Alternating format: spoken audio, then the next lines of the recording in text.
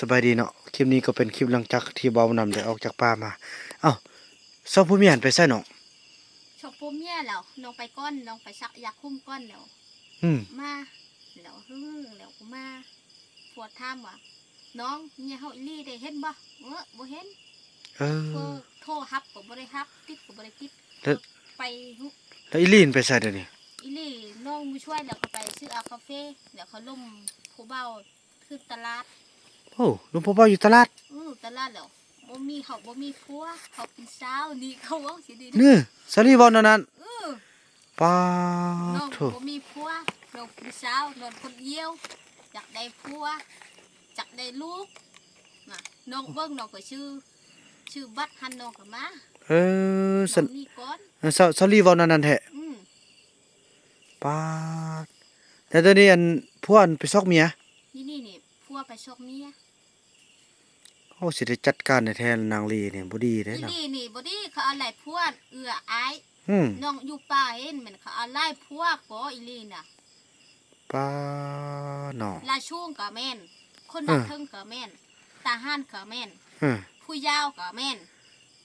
มื้อนี้อันผู้เล่าดีก็แม่นแล้วตอนช่วยนี่พวกบ่อยู่เนาะแล้วตอน ผัวเนี่ย ตอนอันซาลีบออกไปลมผู้เบานะบ่เป็นผัวนี่อยู่เมียไปคนเดียวเออน้องไปก้อนน่ะไปทักโฮมหันเออน้องไปชื่อเอาบัตรแหลมโลเอาอีลี่มาลำก้นเฮาน้องไปย่างไปแล้วอีลี่ย่างไปนำก้นเฮาพอถ้ำแล้วอีลี่ยุดเขาล้มผู้บ่าวหันน้องเบิ่งน้องคนนี้อืมน้องมาถ้ำมีบัตรน้องก็ชื่อได้กับมาก้อนโอ้ไปเว้าว่าตัวเองบ่มีผัวอืมตัวเองยังเป็นสาวเขาบ่มีผัวสิน้องทำเห็นแล้วน้องสาวบ่มีผัวน้องสาวเป็นสาวเขาอยากได้ผัวเขาอยากได้ลูกแม่เขาล้มดีๆน้องเบิ่งน้องคนนี้ลิบมาอ๋อน้องเจบุญรอดให้รับน้องก็มาบ่ดีเนาะนางนี่เนาะอืมปะเปียกไปผู้เดียวน่ะพี่น้องมีปัญหามีเรื่องเหรอคืออีคืออีนกใหญ่หันเขาก็เอาพวกเก่าหันเอาแต่ผู้เดียวหั่นเนาะอืมเขาบ่ได้ไปล้มผู้บ่าวนึงก็บ่ได้ไปล้มผู้บ่าวนึงบ่เอาแต่พวกคนไทยหันอืตายปะน้อยเดียวนึงมีปัญหามีเรื่องแล้วพี่น้องเอ้ยวันพแล้วนะวกผู้มันเนาะอายเออพวกผู้มันหาปะเฮ็ดหยังจักหนอตั้งล้มตั้งเอาก็ล้มอยู่ที่แท้อือันมบ่ตั้งล้มบ่ต้องเอาหน่อยนึงปะเอาหลายพวกก็บ่ต้องเอาแม่นแหละบ่ต้องแต่งเฮ็ดดองเสียเวลาเนาะอืมเบิ่งเสียเงินเสียคำเสียเบี้ยเนาะแม่นโอ้ตายเฮ็ดอันนั้นน้องฮะสิได้จัดการเว้านํมันดีดักคักแน่ก่อนนางอันนี้นะอาคันมีว่าคันเฮ็ดซะนี่เขาจับไปเข้าคุกพู้นแหล้วตัวเองมีผัวมีเมียแล้วเนาะขอบใจเด้อน้องที่ส่งข่าวให้เด้อแต่ว่าน้องออกไปซื้อกาแฟน้องไปซื้อนั่นน้องไปผู้เดียวนั่นบ่น้องไปผู้เดียวกับบุญรอดน้องบ่ได้ชวนมันติบ่น้องหักไปบุญรอดกับแม่เปียลูกไปโฮดมันรักไปผู้เดียวเขาลักไปคนเดียวแน่อืมเขาไปล้มคนเดียวอืมดีแล้วน้องเอ้ยสู้ๆอยู่นำนกอยู่นำอ้ายเด้อ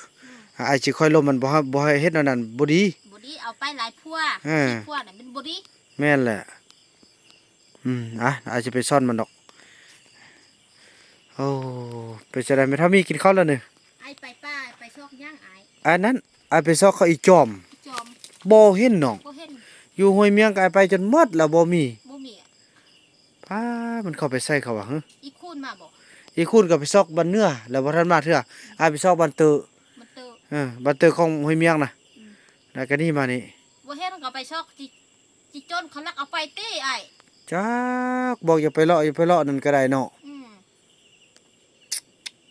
นั่นแหละก็ได้บ่เห็นเทื่อน้องเอ้ยอาการจะหายให้อันใดก็ได้เมื่อยกับปานนั้นมาพบกับอันซาลีไปเลาะไปเที่ยวผู้บ่าวนี่แฮงจะหายไปจะได้ลมเราดีๆก่อนแต่ว่าพวกย่างน้ำลังไปซอกบ่ไปน้องไปก้อนไปชักยาคุ้มก้อนเดี๋ยวไปช่องพัวเนี่ยไปแล้วว่าพัวอยู่ทานนี้มีพัวไปชื่อเอามากก้อนเดี๋ยวไอ้เบิกไปชื่อกลับมาเบิกเอาบ่เห็นจะไปล้มผู้บ่าวก็มันเทิงตี นี่ เขาเห็นหูแล้วมันเฮิงตัดแปะตลาด ท่านหมอหันท่านหมอโทรหาอ้ายว่าน้องไปซักยาคุม3 เดือน 3 เดือน อย่าตัวเองบ่มีผัวเลยไปซักยาอยากได้ผัวบ่บ่อยากได้คันเอาก็บ่เป็นหยังซักยาคุมก็สิมีลูกก็บ่คันไปพบผู้มันผู้ที่ดีๆผู้บ่ น้องมักเอาที่อยู่ดียังลูกก็เอาดีน้องก็มัก เอาคั เอา น จนเท่าจนตาย เอาคันแบบนั้นเอาเนาะ อัน อ่า ไปชิงที่กินเหล้ากินเบียร์โลกไปทึบมาน้องบ่เอาน้อง แล้ว สั่ง แล้วแบบบักนู่นมักบ่ บ่ มัน แม่นกินเหล้าเป็นทึบไปทึบมาเชียวไปเชียวมาทึบไปทึบมาน้องบ่เอา โอ้ น้องทิมเลยทิมกับทิมต่อ ทิมเลยเดี๋ยวนี้แฮงไปอยู่ป่ามันซ้ำเดี๋ยวนี้จ้อยพอบักยาวเดี๋ยวนี้กินแต่เหล้าเบิ่งเปแต่เหล้าไปกินเดี๋ยวนี้ เขา เบิ่ง กินจนตาจ้อยอย่ามัน อืม บ่เบิ่ง แต่ว่าบ่เอาเนาะแบบนั้นเนาะ บ่เอาเบิ่งที่พ่อกับแม่หัน เออคันมีคนงามๆดีๆหล่อๆแล้วก็บ่รอก็อย่ามันเฮ็ดเวียกเนาะแล้วบ่กินเหล้าก็เอาเนาะ พ่ออ้ายน้องคิดเบิ่งว่ะปีนพ่อห้างน้องบ่อยากได้ โอ้เอาแต่ผู้เบานี่ อืม เอาผู้เบาเนาะ เอาผู้บ่าวผู้รอน้องมัก ผู้รอแล้วก็บ่ ผู้รอคนน้อย ผู้รอคนน้อย ม เออ น้งสิมัก แล้วก็บ่กินเหล้าเนาะ บ่ได้กินเหล้า เอ บ่ อ ได้กินเบียร์ กินก็กินแบบยามบุญน่ะจึงกินเนาะ ยามบุญนี่กินได้บ่ทางเว้าอาย อืม อันดูล่าชิงชีกะไปชื่อกินบ่ดึงชื่อกินบ่ดึงชื่อกินน้องบ่ฮักน้องบ่มัก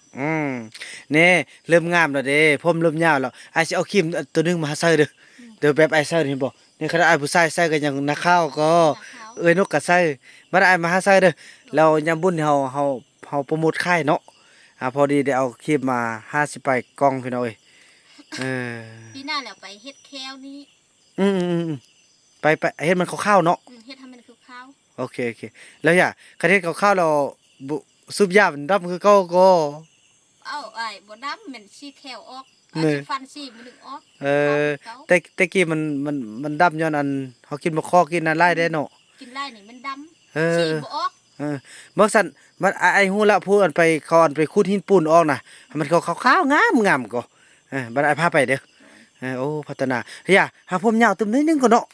อ้ายซ้ำนี่ก็ได้เนี่ย เพราะมันบ่อยากคือผู้หญิงปานนั้นนะเดิ มันอยากจะคือผู้ชายเด้อนะเพราะว่ามีแล้วเพอเบอร์อันทางแม่นางเนาะเพิ่นเอาเบอร์ให้เป็น เดี๋ยวอ้ายน้องไปสักอยากคุมนี่เบอร์อ้ายช่างมุ่งหมายจด เออเพิ่นบอกเฮาเมียนไว้ดีๆเด้อโอ้ ไปว่าจดไปให้อ้ายเบิ่ง แล้ว3เดือนจะไปซักตึมแล้วน้องอาญาคุมตึมแต่นึงมากิน อืม บ่ต้องกินซักได้แล้วบ่ต้องกินแล้วมัน น้องชื่ออีลี่กิน อีหลีเอาอีหลีกับฮักมีดิ อีลี่ก็มีอืม อีนกใหญ่หันกิน ว้ายนกใหญ่บ่มีลูกแล้ว มีแต่อันนั้นเอาเบิ่งอันเนาะอันเซาลี่หันหาไปอันนั้นเอาหาไปซักคือน้องเอาเนาะนั่นน้องเด้อหาไปนอนก่อนโอ้พี่น้องเอ้ยลุงยุ่งยากขนาดไปซะได้แม่นเฮามีนี่เฮากินข้าวแล้วนึกินแล้วโอ้ยพี่น้องเอ้ยมาวันนั้นก็บ่มีเวลามานี่กุ๊บเลยพี่น้องแบบเจอคือสะบันเลยแบบปุกยาขนาดพี่น้องเอ้ยเนาะป้าตัวเฮ็ดเสือได้พี่น้องบ่าวบ่นำอุกใจอีกแล้วพี่น้องเอ้ยอุกใจนำลูกนะยังมาอุกใจนำแม่มันอีกแม่นแนวใดแท้ฮะตระกูลอันนี้คือว่าบ่มักดีมักใดแท้ว่ะบ่มักแนวใดแท้ทุนสัตว์เคยเด้แนวนี้น่ะว่าหายลายเนื้อกับซัมซินี่โอ้ยเนาะนี่เนื้อจะเฮ็ดเสือได้เอาพุ่นมาตั้งหลักตั้งตนตั้งโตอยู่นี่โอ้ยพี่น้อง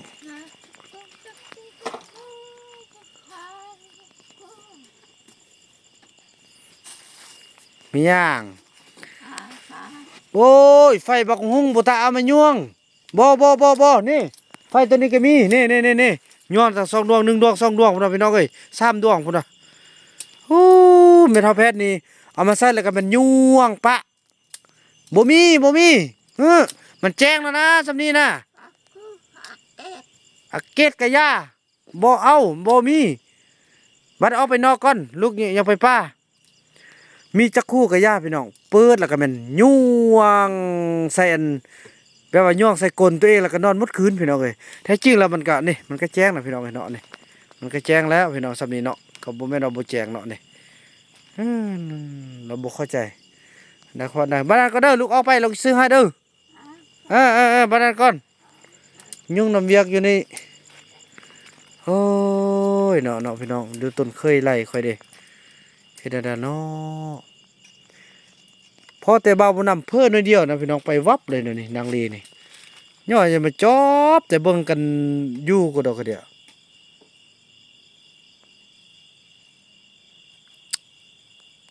เฮ็ดแนวใดพี่น้องเอ้ยเนาะมันจะได้โทรหาเคยไล่ก่อนใจดีพี่น้องเอ้ยได้ก็พออันใด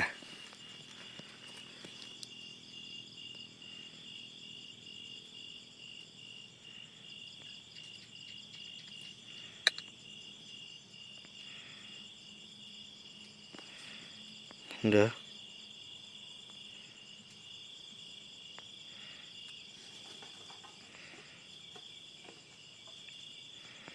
โทรหาก่อน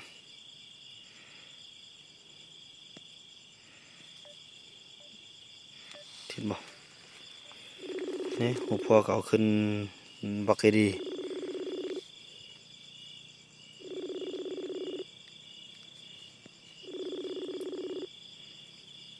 อะโหลน้อง ฮัลโหลสบายไหม โดยน้องอยู่ไสเนาะ มันน้องมันอามาน้องนี่อยู่บ้าน